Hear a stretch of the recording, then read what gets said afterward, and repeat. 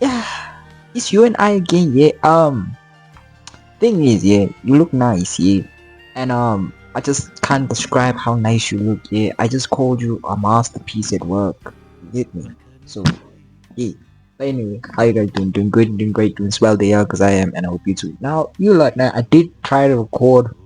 I made an awkward chat video, and I posted it. Thank God no one saw it clearly. But if you did, well, oh well. I just want to say, it's like it's my first time recording on my computer ever since my phone broke.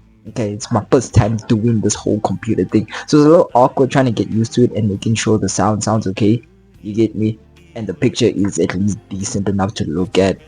You get me? And I try to make maybe more of a vulnerable video, and then I watched it again. I was like, the fuck was I saying there? You get me? And it was like a whole awkwardness to it. But either way, we back again to make a bird of one. You get me? And this one is more or less a very it's a chat about the shit I've been seeing. Okay, ever since my phone broke, I've been more watching a lot more. Okay, I've been watching a lot more shows, aka a lot more anime.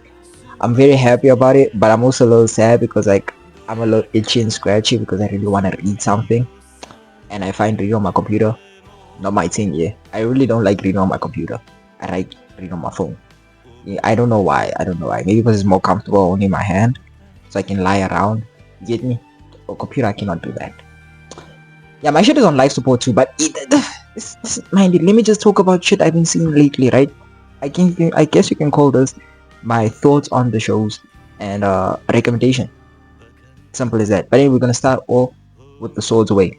Okay, I recently watched this. I think it was the first season I watched. Yeah, it was good. I enjoyed it. It was very fun watch. But my only issue with it, story-wise itself, that is that everybody else in the show shines brighter than the protagonist, which is fine. You get me? Because the show is basically telling that Ching Peng, yeah, you know what? Let me not bother trying to say it because now I'm gonna botch everything. But anyway, the main protagonist has misfortune. You get me? Like his life is gonna be miserable forever. He does not have any fortune, like no positivity whatsoever. It's straight negativity, misfortune his whole life. You get me? You know, so basically in the show it's the typical he's a curse, etc, etc. He's nothing special, no special bloodline, number one. Okay, no special artifacts, no special secret master, none of that. Mandem is literally the least special protagonist on this earth. Like I'm telling you right now, the protagonist is nothing. There's nothing that gives him protagonist energy at all. You get me?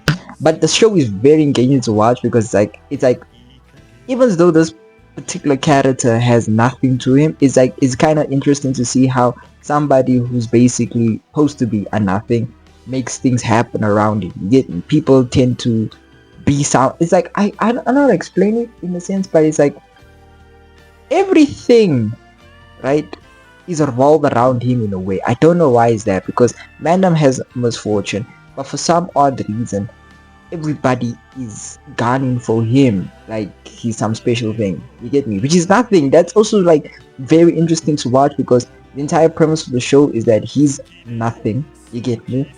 And his goal is to become something. You get me? Right? And some journey to protecting his friends, etc., etc. He needs a cool teacher. Mandam was just order farm and then goes off and die. It's the typical, but the sword of coming is really good.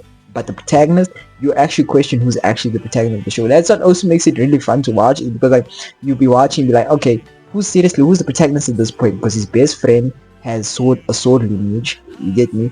Then he met a female who's basically her goal is to become the number one sword immortal. Then he has another little girl. Okay, the teacher, what's his name? Q Jin. Yeah, Jin is the protagonist little teacher, but doesn't teach him anything. Zero things, nothing at all. So just call him like a fatherly figure, like that one moment father in his life. You get me? For his like anyway, he doesn't even get this. He's not even like the person who inherits his technique. The little girl does. How fun is that? Like a little girl inherits his technique. He has.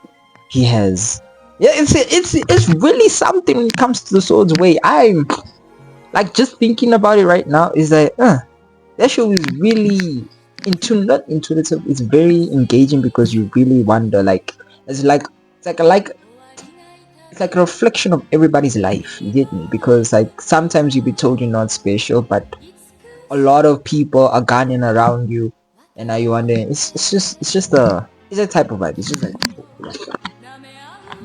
just that type of vibe, get me? It's really that type of vibe. But anyway, next show is Shroud in the Heavens. Oh wait, no, actually no, it's not Shroud in the Heavens. It's beyond, yeah, beyond, is it Beyond Time's Gaze? Yes, Beyond Time's Gaze. It's only 3 episodes in. I only watched 2 episodes. Let me just say, so far it's fantastic. There's nothing, it's early on in the series, so there's nothing much to say about it, but all I can say is that you should watch Time Gaze. Animation, mwah, you get me? It's beautiful, it's nice, it's nice. The character is kind of interesting. Still early in the show, but it's very interesting. The plot so far, it's a little confusing, but like it's not very difficult to understand. Let me put it like that. Oh yeah, mind you, Swords Away cultivation it gets confusing at times, but don't worry, it's easy to understand after 3 episodes in. Then you could no, I lied. 10 episodes in. After 10 episodes in, then it all starts to make sense. In the beginning, it's quite confusing. But anyway, back to Time Gaze. Time Gaze, the cultivation system is very basic at the moment. There's nothing like too deeply thought about it yet because it's still early in the show, so I'm not really too sure about it, but it's really good. Now we're gonna talk about Shrouding the Heavens. Shrouding through the heavens? Hold on.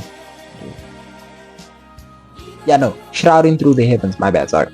Like Shrouding Through the Heavens, let me just tell you lot now, I'm 76, no, I like 78 episodes in. 78 episodes in. It's a really good show. It's a really good show. But it gives you like, you know, how can I put it? It gives you a, because the thing is, in the beginning of the show is basically a group of people were basically kidnapped. Okay, they were kidnapped. They had a whole little what's it called, reunion. You know, the 10-year reunion class comes together, whatever. Then the weather happens and things start to drown, etc., etc. Then dragons, and then they get kidnapped. Now they're in this area, this area. So basically, it's just a summoning show. You get me? Summon to another world as show. That's how it is. Summon to another world. And you get me, the goal for the protagonist is to come back home. You get me? And all these adventures and stuff like that, yeah? But it's two things at the moment. It's giving me I want to go back home type vibes. You get me? And Naruto and Sasuke moment. You get me? Because his best friend Pambo is how can I put it? He's possessed by a demon. You get me? And he has now two goals to get through. First and foremost, find his friend, save his friend, and then go home. You get me? It's not about fighting no demon king, whatever. I tell you, when you're watching the show, you really think if this man really cares for this world. At this point, you really think, because there's so much shit that is happening, and the protagonist is least concerned about anything, which is fair. No, you're not even part of this world, so obviously you won't be caring for it. But my major issue with it is that sometimes in this, like character wise, yeah, I know that certain things happen because plot and stuff like that, but for me personally, when I'm looking at the character, I feel like there's a lack of like how can I put it? It make Ying Fang, the protagonist of the story, is known for somebody who read bizarre books. You get me? Love of bizarre books, so such as ancestry texts. So he's already aware of certain things. But for me personally, when I'm watching him, I always feel like this man is just, how can I put it, very dumb at times. Honestly, he is. I'm not saying he's not a. He's a. Damn it! I'm stumbling on my words. All I'm saying is that he is a protagonist that does protagonist shit. But my only fault with him is that in majority of situations, it's like, I get it, but like, why? You know what I mean? In the sense of, when he was learning the technique, he over-exaggerated. It's like, he was not really comprehending it. You get me? When the technique came around, he wasn't comprehending it. He was just screaming most of the time, which annoyed me. It's like, the hell, why are we screaming? And etc, etc. But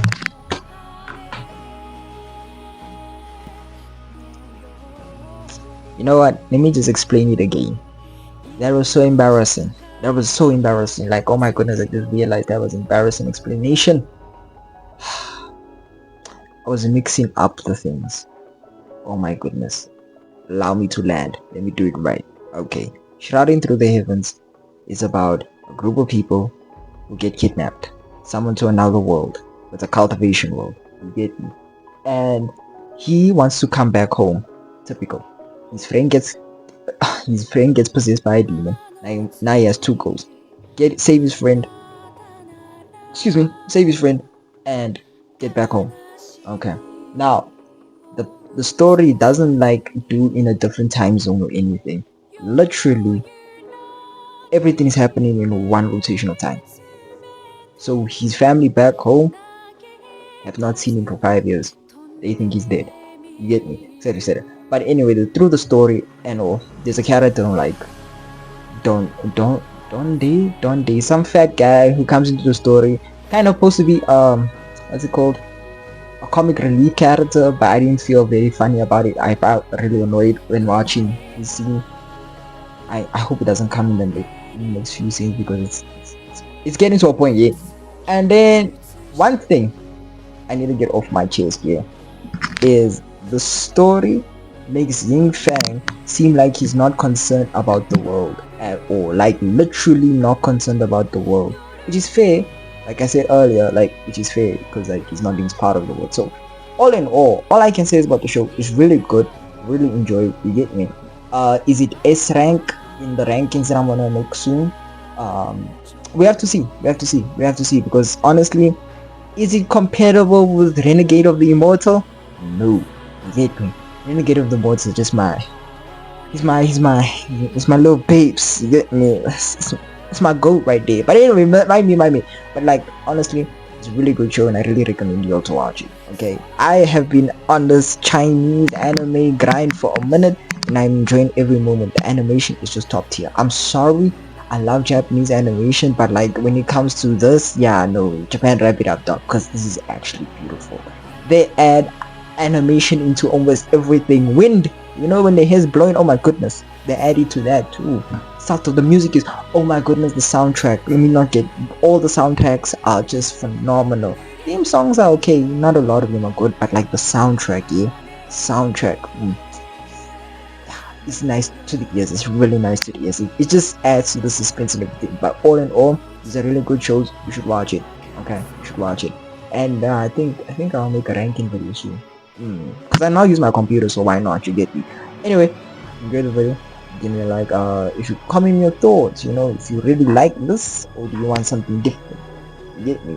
And last but not least, if you fucks with me, which you probably do, yeah. Then subscribe because why not? Hey. Why not? Anyway, I'll catch you next time.